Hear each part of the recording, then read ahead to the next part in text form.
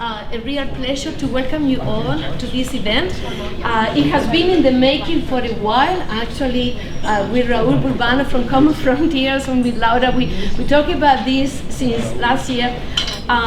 We thought the conversations around the new NAFTA and the new trade agreement deserved the special attention of the public, and somehow I cannot but compare with what happened when NAFTA was approved 25 years ago. And I was thinking probably it is that we kind of normalize some of these patterns, but it's, and it's also the fact that many of these economies that we have created are so entrenched by now, and they have, unfortunately, in many ways, consolidated patterns that create new vulnerabilities for our countries. So when we thought of organizing this event, of course, we were delighted that our colleague Eladio Abuniz from FAD in Mexico, this is the national coordinator of the Authentic Labor Front, which is an organization that since the 60s has struggled not only for labor rights, but also for a more autonomous labor movement in Mexico. Eladio is also the External Affairs representative for the National Workers Union, which is again an umbrella organization that has struggled to support workers in Mexico and for the consolidation of more democratic and representative forms of unionism. I will try. Yes, okay. So Eladio has come to Canada, and we really want to thank you for the time and effort. He's going to visit also Ottawa, I think. So it is really very important to have him with us and to address some of the issues that are so central to understand this new trade deal. But we are also very lucky to have Anna Zalik with us. Anna is a colleague in the Faculty of Environmental Studies, and she has done extensive work on a number of very important development issues, among them the development of extractive industries in countries like Nigeria, Mexico, and also Canada. So thank you, Anna, for being here. And finally, it's always a pleasure to introduce Sam Gindin. Sam is a very valuable colleague of not only York University, but also the labor movement in Canada. So we are very thankful you are here, Sam, to provide your input in this conversation. So I have asked Eladio to start the conversation. And as I mentioned, so there will be 3 presentations, and then there will be time for questions and for dialogue and debate. Muy buenas tardes. Good afternoon. Compañeras y compañeros. Compatriots. Es un placer para mí estar aquí con ustedes. It is a pleasure to be here with you. De manera personal quiero agradecer al Fondo Humanitario. I personally would like to thank the Humanitarian Fund, Steve, Laura, who has been very patient with me, A Raúl, que fue por mí al aeropuerto, who came to pick me up from the airport. Otherwise, I wouldn't have been able to make it here. Quiero decirles mi punto de vista I'd like to share my point of view. de la organización a la cual yo pertenezco sobre I'd like to share el about nuevo the tratado de libre organization comercio that I belong to, the new que NAFTA. tiene 3 nombres. It has 3 names. Aquí es el CUSMA. It is known here as CUSMA. En Estados Unidos el USMA. In the US Y it's en México es el TEMEC. USMA, and in Mexico it's TEMEC. Everybody has named it as they have wished. Yo creo hay que hacer un poco de historia en este sentido. I'd like to take you back a Yo little tuve bit. el placer y el agrado de haber venido I had hace 20 the años. pleasure and the privilege of coming here Cuando 20 years ago Tratado de Libre Comercio tenía sus inicios. when this Sigo trade sosteniendo lo agreement mismo. Es started. un tratado de libre comercio It is a nefasto free trade para la agreement sociedad en that is general, not good for the trabajadores general y pueblos. society, for the people and the working people in Está society. basado nada más en It el is based only capitalismo on capitalism y en una forma de privatizar y esclavizar a It pueblos. privatizes and it slaves people. Nosotros en 1992 In 1992, sabíamos que México no podía competir We knew that con Mexico estas dos could not grandes compete potencias. with these great nations. Nosotros teníamos un tractor para 100 campesinos. We had a tractor Cuando for aquí en 100 rural Estados Unidos workers, tenían and in the U.S., 5 campesinos they tenían had 2 like tractores cada. 5 rural workers Era muy had 5 tractors. dispareja la competencia. So it wasn't El a maquinaria, fair nosotros teníamos maquinaria in de terms of los machinery. años 40, Our cuando ya se machinery, hablaba de robotización. We were Entonces back like nosotros 1940s, sabíamos and que over no here era we were talking about muy dispareja robots. esa, So there's a esa lot of situación. disparity. Creo que ustedes pensaban lo contrario. I think that you may have thought Ustedes otherwise. pensaban que nosotros You estábamos thought robando los empleos, that we were stealing your jobs, que nosotros estábamos haciendo doping laboral, that que las we were empresas iban doing para allá laboral disparadas a doping, buscar la mano de obra barata, companies would outsource to get cheap labor, pero en realidad but in reality, no nos ha ido nada bien. it has not benefited Para us. entrar a este nuevo Tratado de Libre To Comercio enter this new free trade agreement, en 1994, in 1994, México tuvo que hacer varias modificaciones a la Mexico Constitución. had to do different En primer changes lugar, to their se constitution. deshizo First de of todas all, las empresas paraestatales que tuvo. Vendió teléfonos de they had México, to sell vendió phones in Mexico, minerías, mining companies. no pudo vender el petróleo, pero They era weren't una able de to las sell their oil, situaciones que tenía, but that was de one of the estructuras. situations that Y lo they más had. importante que What's hicieron most ellos para que las important, empresas se fueran so para that México companies would fue move to Mexico, abolir was that they abolished de la Constitución from the la reforma Constitution al 27 constitucional, capítulo 27 Chapter constitucional, 27 from the donde la Constitution, Revolución Mexicana where the le dio Mexican las tierras Revolution a los gave their lands campesinos to rural para que las workers so trabajaran. that they could work on Y them. con esta derogación del 27, And with entonces the todos los abolition campesinos of Chapter podían vender sus 27, tierras. then Fue lo the que rural hicieron workers para could que sell se their fueran, lands. And so that's llegando what las they did, empresas automotrices so a las that regiones donde the había más automobile pobreza en industries México could come para in. ofrecer este trabajo y esa nueva forma de trabajo and de, that was de a los new mexicanos. style of working for Mexico. Sabíamos muy bien que esta nueva forma de tratado We de knew libre that this comercio new se free firmó trade agreement was porque el signed gobierno because the government en turno en ese tiempo, that was el in the Partido administration, Revolucionario Institucional que ha estado por the más PRI, de 80 who años has been in en charge el for poder more en than México, 80 years in Mexico. tenía la mayoría de los diputados They had the majority, y era fácil que entrara a and so fast it was track easy for la firma fast del track. tratado. Siempre nos The hemos signature. caracterizado por ser los primeros en firmar sin saber We que have firmamos. always been the first ones to sign Es- without knowing what we're signing. Ahora con este cambio de And gobierno now with this change in government, teníamos una situación alentadora we had an encouraging porque situation. por primera Because vez for the en very la first historia time in history, la derecha y the el right partido side del PRI no and the tenían PRI la mayoría. did not have majority in power. Ganó un partido diferente, un A partido different nacido political del party pueblo, had been born se from llama Pueblo, Regeneración Nacional, called National Regeneración del Regeneration Movimiento Nacional, Morena, Morena, el cual llevó a la presidencia al licenciado Manuel López Obrador. and that's the Que one that chose fue una AMLO, persona que estuvo rechazando tajantemente and los he tratados de libre rejected comercio all the free trade por las agreements situaciones en las que se daban de desigualdad. because there was a lot of inequality.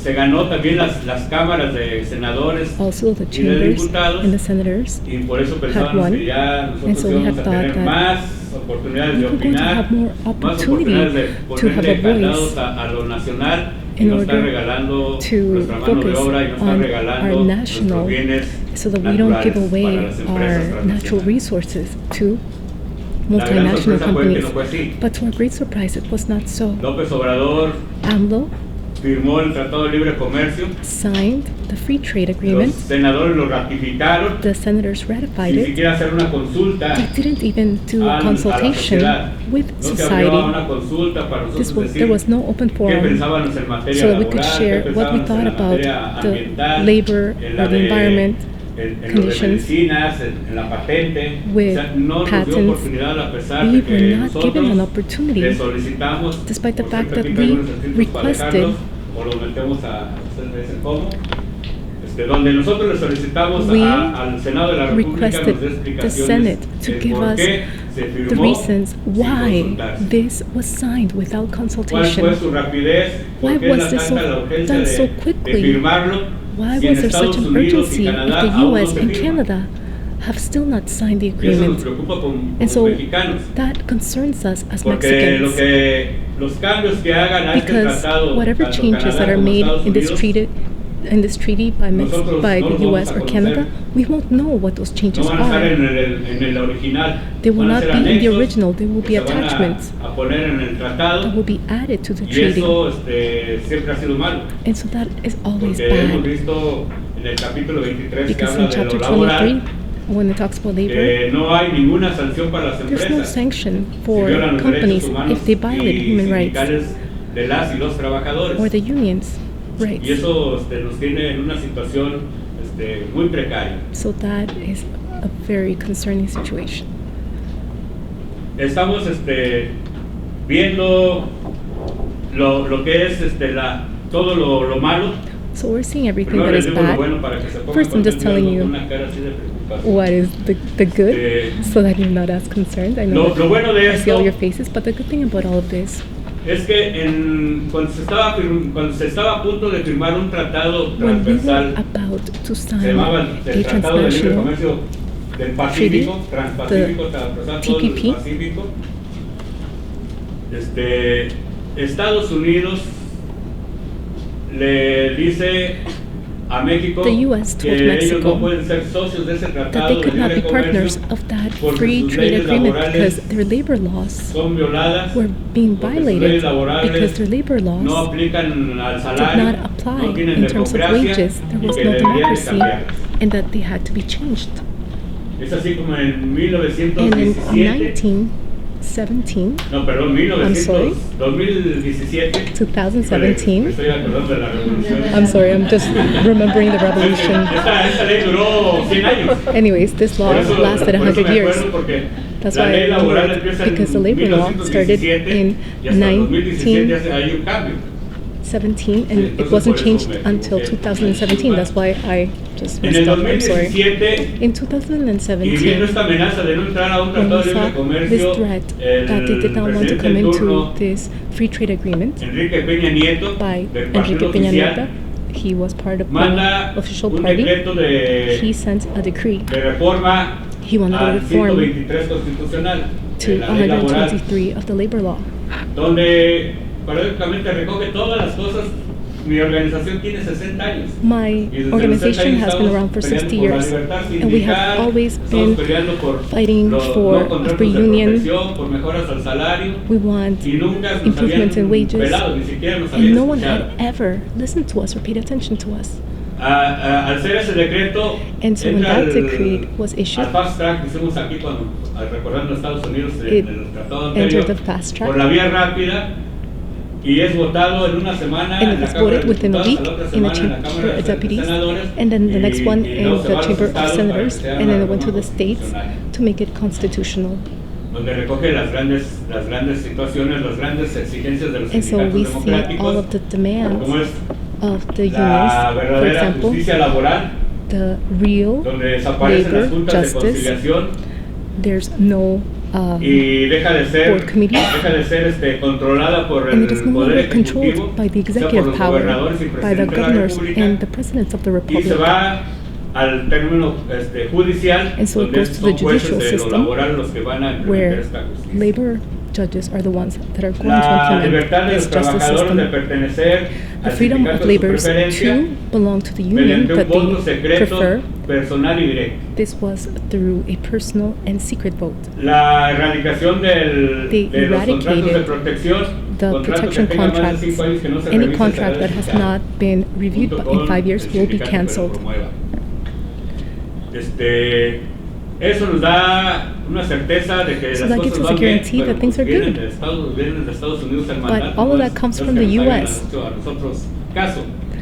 So I don't think they're really still paying attention to us. En esa etapa, cuando ya entra So el during that decreto, phase, cuando when ya that es decree is ley, issued and it became law, se echa para atrás Trump. Trump Llega a la backs presidencia de out. Estados Unidos, dice He nada he de says, tratados de libre comercio, no el nacionalismo es free nuestro, trade las agreement. empresas This son is nuestras y nadie these are tiene que our ser companies, tratado and we con shouldn't personas enter que son into any desleales con treaty nosotros. with people who are not loyal to us. el gobierno de repente se sintió con una So papa the caliente en la mano. government felt like it had a hot ¿Qué hacemos ahora potato. con la ley? What do we do with this law now? Se nos van a ir las inversiones. Our investors are going to Porque con leave esta ley, pues because with ninguna this empresa va law, a querer no company invertir en is going México to want to invest in porque van a Mexico tener muchas trabas en los because there sindicatos. are going to be really ¿Qué a lot hacemos? of barriers from Pues the mandaron a unions. dos So what senadores did we a que do? They hicieran sent una 2 senators propuesta de to reforma offer a reform. laboral donde A labor era reform. peor que la que teníamos. But it was even Nosotros decíamos, worse than no, what we mejor already dejamos had. como And so we estábamos. said, no, let's Ya no just queremos stay as we are. queso, ya lo que queremos salir de la ratonera con esa situación. We really don't want this Pero situation. sucedieron cosas políticas But then some political issues donde came el up Senado, where the Senate que era presidente, that had the presidency. renuncia, bueno, pide permiso It de irse del resigned. Senado porque iba de candidato a una gobernatura. They wanted to go into a governance Y al no system. ser preferente de su partido de quedar en la gobernatura, And se regresa y se since they did not enojado like con that su partido governance, político they came porque back no to lo- their original political no lo party and they were participar. upset because they were not allowed to Y participate. le dicen que le mueva la reforma laboral para que sea votada antes de que And llegue so el nuevo they gobierno. said they Y él wanted dice, the no, new reform to ustedes be no me dieron voted la gobernatura, before yo no les doy su the ley. new government. Y eso nos favoreció. O sea, And ese for us enojo that was entre el good. partido nos favorece. The fact that Y there was es a por eso que no disagreement entró between esta parties reforma. helped us. So that's why this reform has not come Posteriormente into nosotros place. presentamos una After reforma. that, we Estamos presented a participando en el reform. observatorio We laboral de la are reforma laboral participating in the con labor reform. académicos.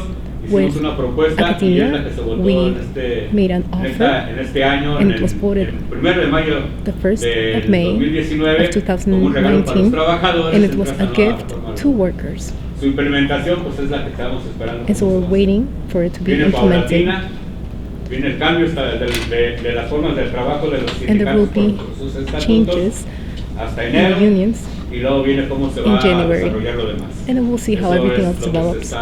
se está viendo. That's what we're Creo que por eso seeing. esa ley sí va a pasar, sí I do está, think that law will porque en definitiva, si no, come into place, los socios comerciales no van a because querer if not, firmar. our Ya hay trade amenazas partners de will los not want to sindicatos de sign, Estados and Unidos there are some threats en from the decir que unions si in the no US se- saying that Si no se aplica la ley tal that como if está, the law is not ellos applied van a as poner is, todo el poder de los sindicatos para que they're el going to gobierno de use the Estados power Unidos of the no firme unions ese so tratado de that libre comercio. Estamos en the US espera does not de esa sign the new situación. NAFTA agreement. Ahora lo malo. Now I'm going to share the bad. En cuestiones en el capítulo 3 del borrador, regard to porque chapter les vuelvo a repetir, 3 nosotros of the firmamos draft, un borrador. I just want to remind No you el que that va a we ser el signed a tratado, draft, not the porque treaty todavía está firmado itself, por los 3 países. because it has to be signed by 3 countries. Viene en lo que es la agricultura, In terms of agriculture, los aranceles a la producción the agrícola tariffs se mantendrán en cero. will still be zero. Medida que es una medida que sigue siendo desleal y perjudicial It para is México. Porque It's going to nosotros no hinder tenemos la Mexico producción because que we se don't produce have en the Estados production Unidos. that the US Nos has. va a dejar a nuestros campesinos fuera del mercado. Our rural workers are not por lo going to be able tanto, to compete in the prefieren market, venderle sus tierras and so they a prefer to sell their land Volkswagen o to Volkswagen a Nissan or to para Nissan que recuperar su dinero so that they can y get hagan back la their money inversión, de autopartes allá and they en can el país. invest in auto parts in the country. México aceptó en ese tratado, acepta accepted in la that treaty aprobación the approval, aceptó el endurecer las reglas de origen, the original laws, especialmente en las automotrices textiles. especially Dice Trump in the textile que si un companies. Trump carro said es that if a hecho en car México, is made in Mexico, tendrá las reglas de origen, tiene que tener the un original laws porcentaje have to have a y se percentage, le va a aplicar and it un will be arancel applied a que tariff no le va a convenir a los empresarios estar that haciendo el will carro en México not benefit y que people tengan que to make regresar the otra car vez sus to trabajos a Mexico, Estados Unidos. and so these Lo jobs will have to aceptamos. come back to the U.S. So Y we además, accepted that. paulatinamente que el And salario slowly en but México surely, sea wages mejorado para in los Mexico automotrices, will nada más para los improve automotrices es in lo que the pide Estados car, Unidos. in the auto industry. Un salario de $6 la A hora, salary of cosa que $6 an hour. no va a suceder. I don't think it's going to happen. Y eso es lo que está en ese riesgo. So that's México what's con at la risk. política endurecedora de Trump. No sé aquí si And ustedes this has to do with qué Trump's cambios se policies. vayan a hacer en el USMA. Who knows Pero what changes will be done in nosotros ya USMA, firmamos a but we ciegas already algo que signed no está blindly que no ha sucedido something aún, that has y que still vemos not come into que place. que Estados Unidos And we see that puede the US poner sus condiciones que le can convengan para offer este their tratado de conditions comercio. that benefit them. for this free trade agreement. En materia laboral, In terms of labor, es difícil que lleguemos a los $16 la hora. It's difficult that we're going to Eso reach nada más $16 an aplicaría hour. That would only 2.4% apply to 2.4% del PIB, de la población of económicamente GDP. activa, donde son pocos los que tienen ese privilegio de estar trabajando para una Not a lot of people industria have automotriz. the Los privilege demás son to work trabajadores in an precarios, automobile donde los salarios industry. son muy bajos Most wages are very low, y no mejora las condiciones de las y los trabajadores. and the conditions en do México. not improve in Mexico.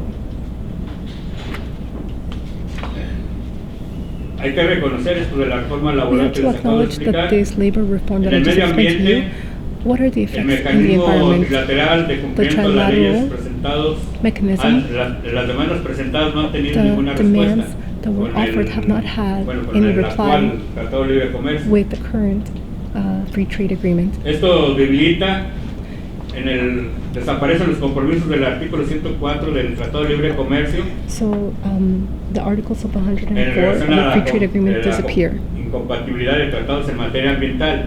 because Eso quiere they're no decir que longer compatible. nosotros estamos abiertos a cualquier What this means is that clase de we are inversión. open to any type of Canadá investment. tiene una fuerte inversión en Canada México en minería. has a great investment Y in las mining minas in Mexico, están abriendo zonas a cielo abierto, and the mining perjudicando el medio that we have are ambiente, open, dañando open mines, la tierra, and dañando they ruin mantos the lands, y eso sigue abierto. and that's still happening. En esta situación nosotros no ha habido un crecimiento We haven't para seen poder a desarrollar growth este tratado de libre comercio so that we en can otras further condiciones. develop this free trade agreement in under different Ahorita conditions. creemos que López We Obrador believe that va a hacer un López trabajo Obrador bueno. is going to do a good job. Estamos viendo que viene con una perspectiva más ahorita de limpiar la casa, dice él. I think his opinion is Que that we need to acabar con clean la our house, corrupción, we need que to es lo que end se está corruption, comiendo a México. Tanta which is corrupción que hay eating Mexico alive. a nivel gubernamental. In a government level, Empezó por petróleos mexicanos, he started out donde with más del Mexican oil, 30% where de more la than gasolina 30% of gas que llegaba a México that would por arrive in Mexico exportación, through exportation, y por lo que nosotros generábamos allá en las and also refinerías, what we el 30% generated era, in the refineries, se lo robaban. 30% was Y no stolen, se lo robaban los que dicen guachicoleros, and it wasn't by que the son los que huachicoleros, abren los ductos the para ones that robársela de ahí, opened the sino pipelines, que la gran corrupción estaba but the dentro corruption was del propio Pemex. Eso in se robaban toda the party toda esta itself. gasolina. They were stealing the gas. Ha desarrollado un plan de apoyo He has a developed a los support, campesinos a solidarity plan for y rural a workers las personas de 68 años y and for más. people who are 68 forma and directa. older. Antes era por Before, la vía del moche, dice, llegaba a unas personas y he esas would just personas approach a couple de of los people, 2,000 pesos que les daban, and nomás these le people daban of the 1,500 a las personas 2,000 que pesos tenían given, por vivir y only estaban con 500. 1,500 Con would una actually parte be de given este to apoyo. the people that needed it, Ahora and llegan en 500 would be directo kept.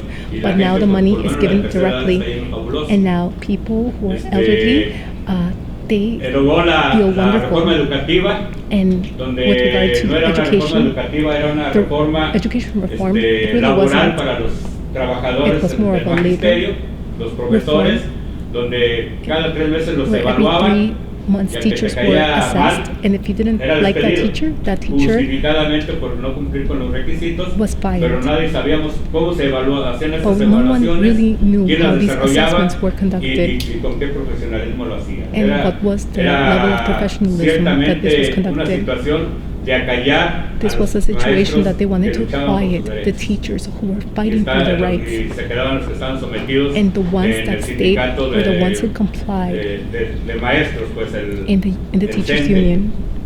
Entonces se abolió y So that ahora was abolished. ya los profesores no And now presentan teachers estos exámenes, Have to ya son present de manera some exams. pensada individual. Si ellos quieren subir de nivel, If the teachers hacen want to go up a level, hacen su examen y then si lo they have to aprueban write a suben de test, nivel y and ganan if más they salario. Y ahora no son pass, obligatorios. then they go up a Cuando yo level and they necesite earn more que money, necesito and this is hacer not mi evaluación. mandatory.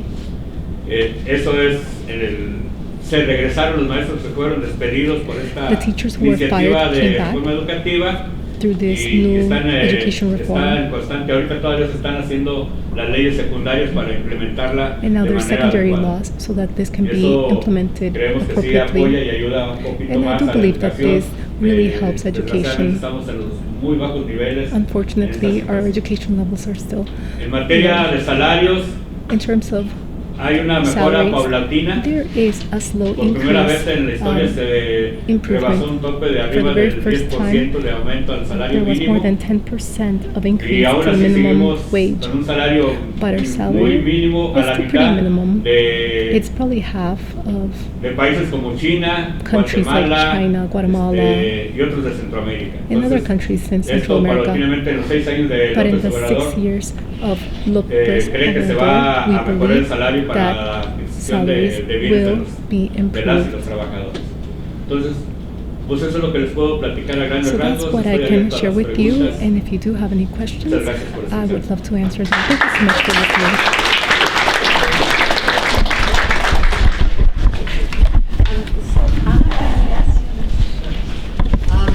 So many thanks, Viviana, Raul, and Laura. I wasn't really initially supposed to be on this panel, but somehow in the process of organizing, I ended up on it.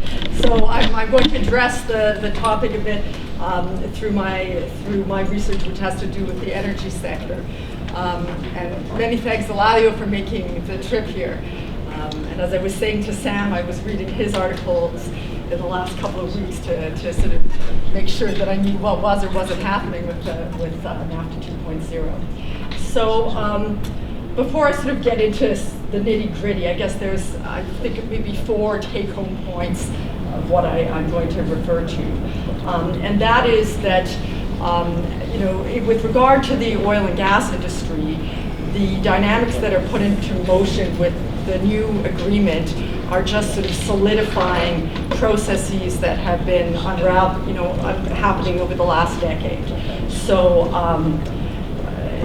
Sam actually also points this out, that in a sense the new agreement is not necessarily going to modify the context in certain sectors, but it's going to perhaps exacerbate existing problems. There is one bright spot for Canada, I suppose, which has been investment dispute resolution, which I'll comment on in a second. The second is that with relation to the Mexico and Canada, there's been a real shift over the course of the last 5 or 10 years in their relationship with the United States, particularly for Mexico in the context of the energy sector. So historically, both Mexico and Canada have been major energy exporters to the United States, and Canada remains an exporter. But in the Mexican context, there's been a reversal that, in a sense, parallels the reversal Mexico saw in food sovereignty and corn production after the first NAFTA. So one of the results of the first NAFTA was that with the reduction of the availability of protections on Mexican agricultural sector, there was a transition from a position of food sovereignty, particularly in corn production, to a position where Mexico became a net importer of corn from the United States. And a similar process has happened in energy in the Mexico-US relationship over the course of the past 5 years. And this is something that the new agreement will help to sort of keep in place. One of the platform positions of López Obrador in the election of the new government in Mexico was specifically the possible reversal of the Mexican energy reform that had passed into law in 2013 and 14, that was also the result of many decades of changes in the Mexican energy sector, and that was pushed through by the Peña Nieto government, the former free government. Although López Obrador sort of implied that he would reverse this process, that has not happened. And it is likely that that was one of the sort of quiet agreements that allowed him, frankly, to come to power. If he had, threatened the major capitalist interests at play in the reorganization of the Mexican energy sector, there would have been the kind of backlash against López Obrador that Venezuela saw when Chavez was elected. So his position around the energy sector is a bit conflictual, and I'll give an example of that shortly. The second is that investor-state dispute, arbitration, Chapter 11 of NAFTA, which was a major site of contestation for environmental justice activists, for social justice activists, while it was removed in the context of relationships between the United States and Canada, remains in effect with relationship to Mexico. And this puts constraints on Mexico's ability to change the terms of the 2013-14 energy reform. With respect to Canada and Mexico, it's the Trans-Pacific Partnership agreements that would seem to guide the extent to which corporate firms have powers to sue the other state in the context of a dispute over regulatory change. And just to explain that, knowing that some of the people in this audience were probably not born when the first NAFTA was put into effect,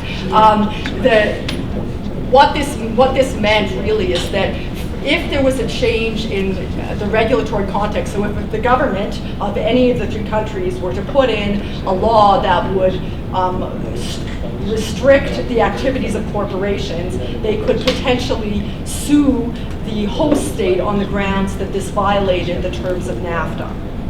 So, there were various controversial cases between the U.S. and Canada about gasoline additives and other cases, and I think basically Mexico never won a single case, Mexican firm never won a single case against the U.S. government. It's only been basically U.S. firms which were able to win against the Mexican government and the Canadian government. So that, that was considered a win by the Canadian civil society. And finally, the broader context around the Mexican energy sector in this picture is that with regard to labor, and this is a labor-oriented forum today, energy workers and oil workers in Mexico have historically been the best compensated and protected in the country. And that is a change, the erosion of those rights, which has been ongoing since the late 80s and which was exacerbated under the first round of NAFTA, is only worsening now, in part because of the fact that there's now all various subcontractors in the energy sector that did not exist previously. So on about a month ago, so at the end of August, López Obrador made an agreement with 3 out of 4 of the major pipeline construction companies in Mexico. And this was an agreement based on the fact that they were planning to sue these firms, arguing that the terms of the agreements that they had made with the previous government were prejudicial to the Mexican people. And so because of the fact that there was ongoing dispute and arbitration, the shares of some of the firms actually fell, in particular Innova, which is the subsidiary of Sempra Energy in Mexico. So these pipeline, the 3 out of 4 pipeline construction companies with which López Obrador made this agreement, and which he argued would save $4.5 billion to Mexican taxpayers because it would make the contracts more favorable to the Mexican state. Among these 4 firms were Grupo Carso, which is owned by Carlos Slim, who's one of the richest men in the world and a major magnate in Mexico. The second was Innova, which I just mentioned, which is the Mexican partner to Sempra Energy, which is a US firm. And the third was the newly renamed TC Energy, formerly TransCanada Pipelines.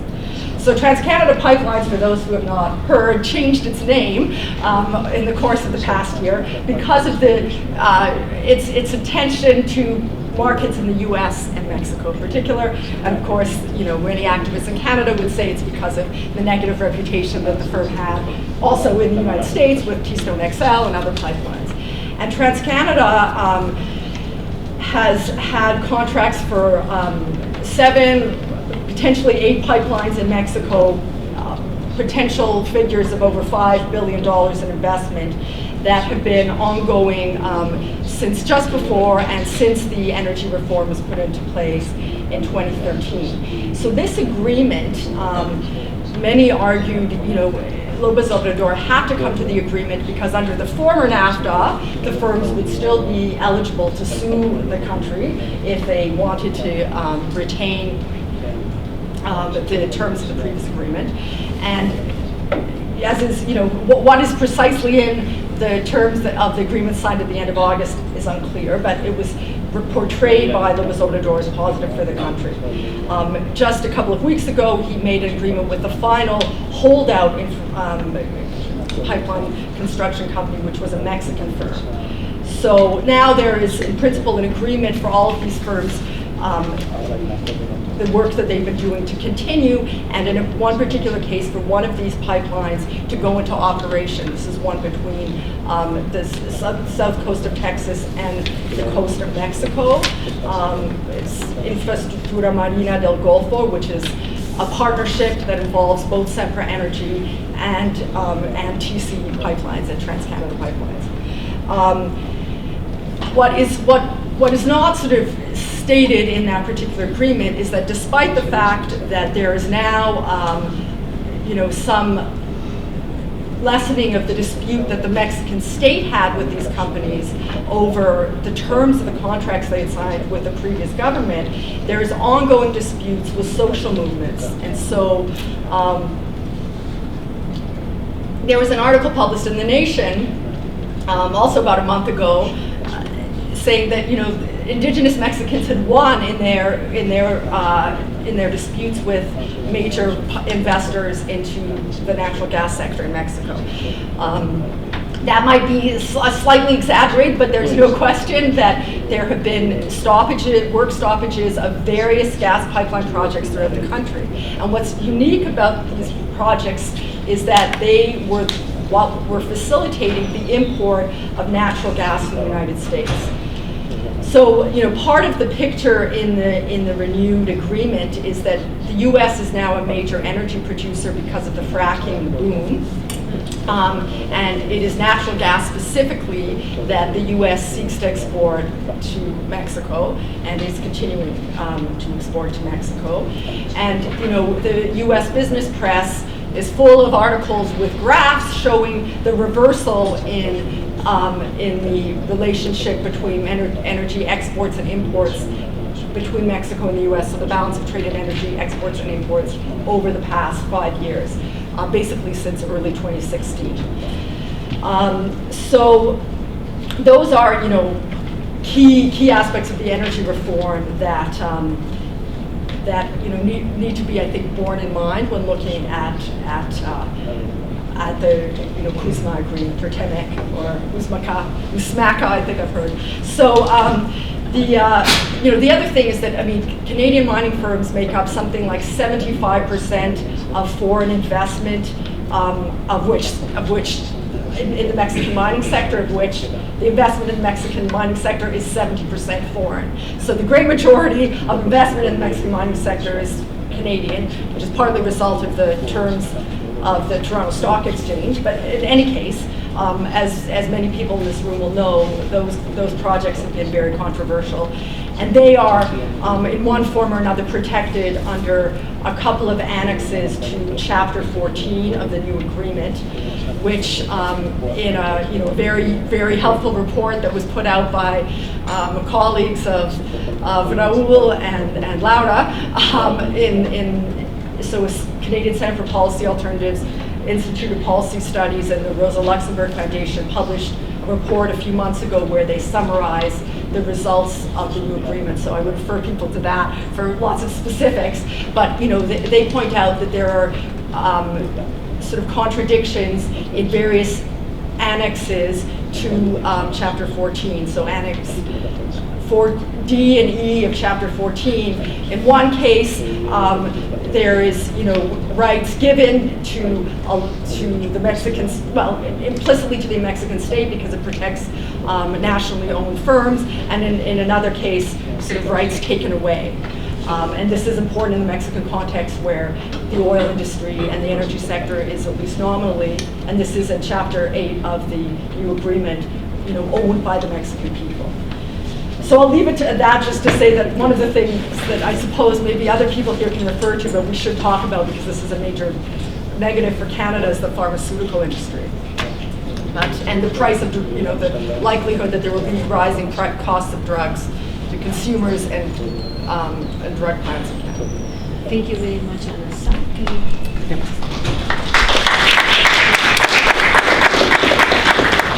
So thanks for inviting me, and nice to have Eladio here. Thank you.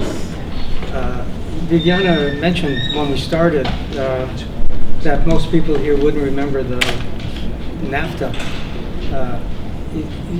People should know that in the mid-'80s, when we signed the free trade agreement with the U.S., the mobilization in Canada was probably bigger than in any country in the world in terms of opposition to free trade. By the time we signed it with NAFTA, with the Mexicans, it was actually relatively quiet because of largely because I think the exhaustion after the defeat.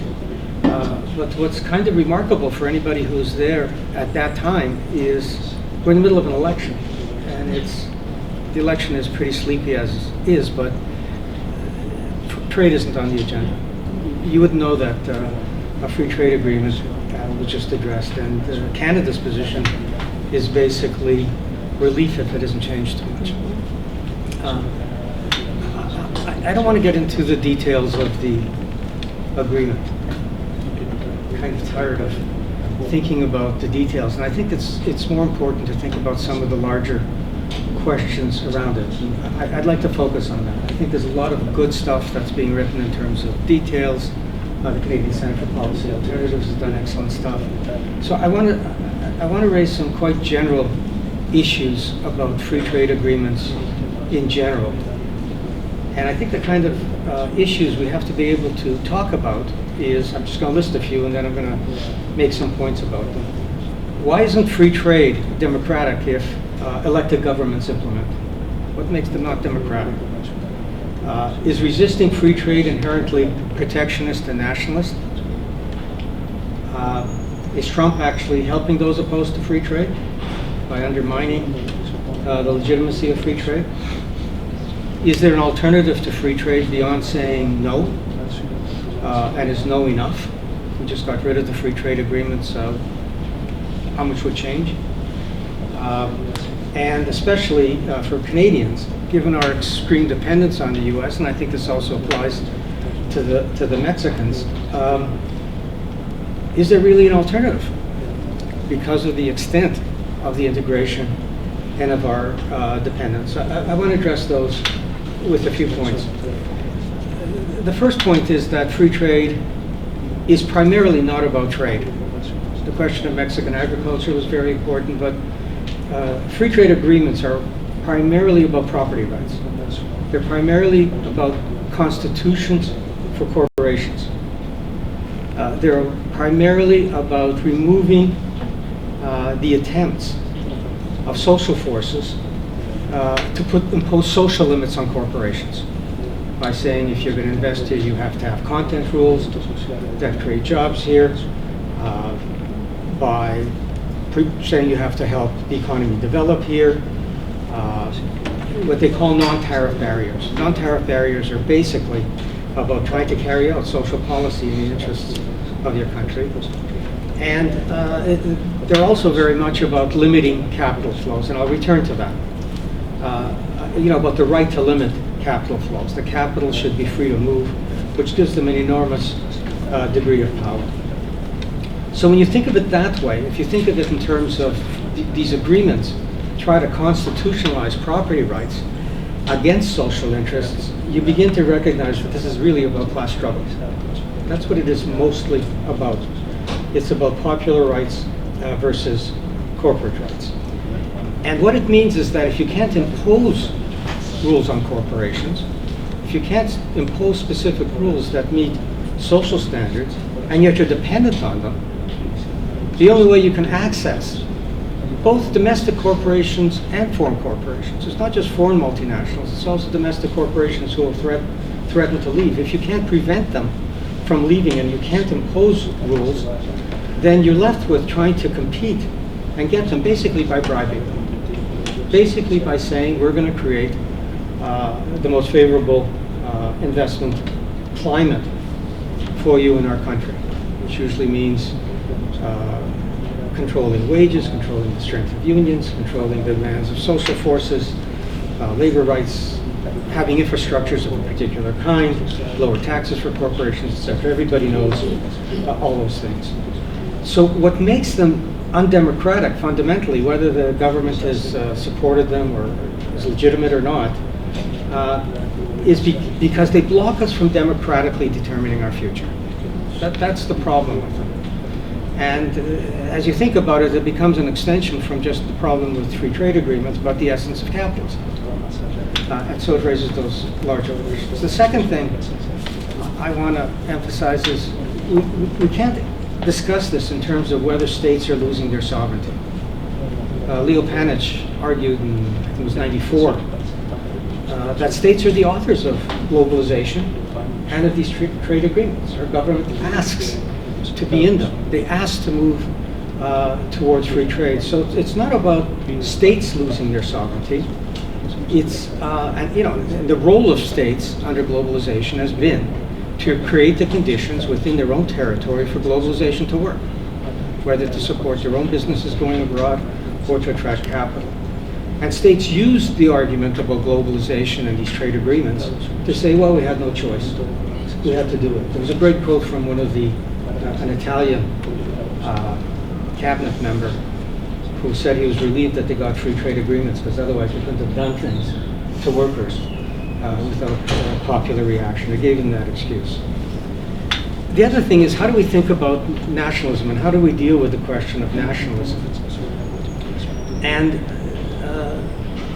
you know, we really have to distinguish between a nationalism that tries to obscure these class conflicts, a nationalism that thinks in terms of an alliance with capital in your own country against others, against China, against Mexico, against Mexican workers, which usually rolls into a xenophobia and racism. And also always be careful about, you know, our own elites using this. This isn't I want to keep emphasizing, this isn't just about global capitalism.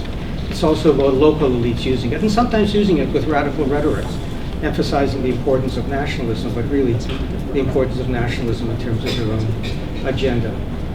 And the kind of nationalism that is different is a nationalism that says this isn't about a class alliance. This is actually about us trying to, in our own territory, get some democratic control over our lives. And that's a principle that we want to extend to others too. We think that the Mexicans should have that same right to do that.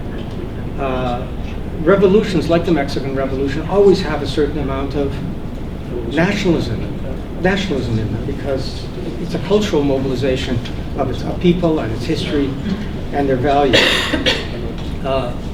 In the mid-'80s, just before we were starting to get into discussions on North American free trade, we met with Mexican workers and American workers, and what we tried to argue in the auto industry is that rather than competing for jobs with each other and lowering standards, could we think in terms of each country having a certain right to jobs, independent of what corporations want to do? Think of it in terms of we're trying to control the corporations and put rules on the corporations. And as the market grows, each country would have the right to an increase relative to that market. And we understood at that point in time that Mexico was starting from a low base, and Mexican growth would be faster than ours. And that we would accept the fact that jobs in Mexico would grow faster. We didn't have a right to all the jobs. So we were trying to reach for something that said, is there something we can talk about internationally that doesn't start with this principle of competition? And if you really want to help each other, if you really want to help Mexico or countries in the global south, we can have slogans about solidarity, and there are always actions that we can do. But the important kinds of things like sharing technology has to do with, you can't share technology unless you actually control it. And you can't share it unless you're controlling it in a context where the fundamental basis isn't that you're trying to survive by competing with each other. So again, it raises larger questions of socialism if we really want to be internationalist. And we have to I'll get back to this in a second, but we have to be fighting in our own, within our own state, and trying to play a leading role in creating space for others to emulate those struggles. How's my time? You still have like 7 minutes. Okay, I want to say something. I was going to leave it out, but I think I'll raise it. And then I want to conclude with, I think, some points about what can we do. One of the things we have to appreciate about globalization and trade agreements is that there's a hierarchy of states now. Every state is different. But what's happened with the American empire since 1945 is they actually created a certain kind of a world that was different than before. Capitalism before that was fragmented into empires, into territories that they controlled and that they tried to keep others out of. And the point of the American empire was to do away with those kinds of empires, to actually create one global economy where capital from anywhere could go anywhere and have access to resources anywhere. They wouldn't just be the privilege of the United States, which meant that the world would be made up of sovereign states with capital having mutual access to everything. And the rules of who gets what would be based on competition and markets. And that way, any notion of imperial war between them or fighting over empires would be set aside. And this couldn't happen spontaneously. It required the US to oversee this, to actually say that other capitals, especially the old empires in Europe, Canada, Australia, would share in this, which they did. But the US had to oversee it in terms of all the administrative things that had to happen, the legal treaties, to make sure this worked this way, and of course the military to enforce it. So it wasn't just a question of anarchy, but there was actually a new kind of empire that was built. And Marxists in the old days used to think about imperialism in terms of inter-imperial rivalry. That capitalism would fall apart because these capitalists who were competing would try to block others from coming in, and they would fight over territory. And that didn't happen. It's being revived in terms of China. 5 minutes? It's being revived in terms of China. And I think the way to understand Trump in this context is that the US has actually had a burden in terms of empire. It's got all kinds of benefits, but there's also been a burden for American workers to some extent. America ran from the late 70s till the present, I think, a deficit in every year except one in terms of trade. Part of running this empire and keeping confidence in the American empire was that the working class in the States was always contained so that people wouldn't worry about the American dollar. And Trump exploited that frustration. He really raised the question of shifting the benefits of trade, and he played to the frustrations of workers. Now, any honest look at why workers were frustrated suggests that it wasn't over trade. I mean, it was about neoliberalism and the policies of the American government itself that created that the inequality. And if you look at what's happening in terms of the fight with China, Trump went into it with the argument that we'll get jobs back for manufacturing in the Midwest. There's been no discussion of getting jobs back. What it's been about is opening up China for high-tech companies and for the financial services, and to some extent it's been about trying to limit China's technology for the future, because technology is so important to military, and because China, given its size, is different than anybody else the United States had to cope with before. So the question is, if Trump got defeated, what would happen on this? And right now it seems as if the Democrats would be rushing to defend free trade. Trump would be seen as the guy who was hurting free trade, and you'd actually have a strengthening, I think, of the ideology of free trade. But there will be legacies. There's legacies about how the state capacities of the U.S. have been eroded. There's legacies about whether people really trust the U.S. in the long term, because the U.S. went out of its way to say you can trust us in representing global capital, whether they think that the door's been open to being very particularist. And also there's the question of the kind of xenophobia that Trump has unleashed can go back to the bottle, even if it wasn't perfect before. So let me get to my conclusion about what we might do, and I'll just try to spend my last couple of minutes on this. The real question for Mexico and for Canada is that we're dependent on the US and the extent to which we are dependent. Free trade didn't make us dependent. We were already dependent, and the free trade agreements consolidated it, they legalized it, they formed a structure for it, they made it harder to move out of it. But our problem was dependency before we had these free trade agreements. And these free trade agreements consolidate them rather than create something new. And so the real challenge isn't to think about what we might change in this agreement or that agreement. The real challenge is how do we break that dependence? That's the fundamental question we have to think about. And so one point is we have to change the frame of discussion and make the debate very much about, as the poster did for this event, as being about democracy versus, whatever you use that word, corporatocracy. That's the frame in which this has to be debated, not whether this particular sector is benefiting versus that other sector. That's what it's basically about.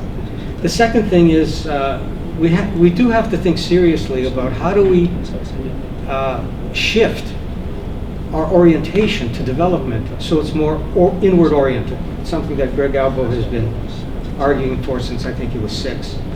And 10 years ago. Yeah. But there are practical limits. I mean, we cannot just kind of snap our fingers and say this is what we want. We are dependent. So there's a practical discussion here, but we do have to think about how do we affect and shift our industries to inward development, and part of that, how do we really develop some kind of an independent engineering manufacturing base? The experience we just had in the auto industry was that after the promise of the latest agreement was that this would make auto workers secure. Auto was one of the most important things on the agenda. The union promoted the free trade agreement, celebrated it. I think it was 2 weeks after the trade agreement was signed, GM closed the Oshawa plant, which used to be the largest auto plant in North America, and some American plants. So the question is, well, what do? You go back and beg GM to change that, which they won't. Or you can actually say, maybe it's time that we have to think bigger. And what the Oshawa workers said is, why don't we put this under public ownership? Why don't we convert it to environmental and other socially useful goods, including electric fleets that the government will buy? And yes, it's a radical idea, but if we don't think bigger, we just keep ending up with this lousy choices we always have. It just goes on indefinitely, and people are defeated. So we've tried to put that on the agenda, and that's the point of it, to start thinking in terms of how do we use our procurement power, how do we impose content. If somebody wants access to the market and profits here, they have to commit to jobs here. And one of the largest questions is how do we constrain capital flow?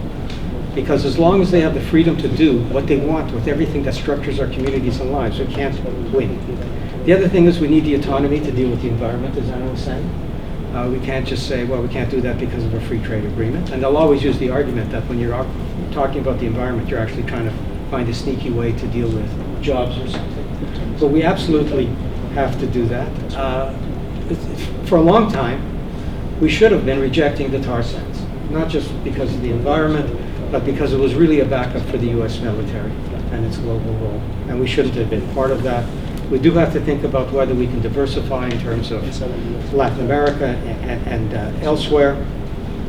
And the final thing I want to say, which I think is the most important thing about it, talking about international trade agreements, is the fight is really at home. It's ultimately international, but if you're not fighting at home, if you're not fighting your own state and your own elite, if you don't have the strength to do that, you can't do anything internationally. There's no way that you can support somebody in really substantive ways. There's a lot of smaller things you can do that people have done. Judith has done a lot of this in her work, and you've done a lot of this in your work.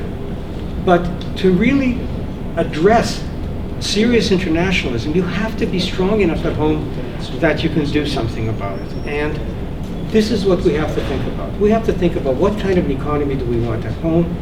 How do we change power structures at home? How do we transform our states? And it's only through that, in that context, that you can really talk about internationalism, because then you're giving an example that others can follow, you're inspiring others, you're giving them space, as opposed to making concessions and undermining them, and then you can really start building and imagining an international world. Okay? Thank you very much.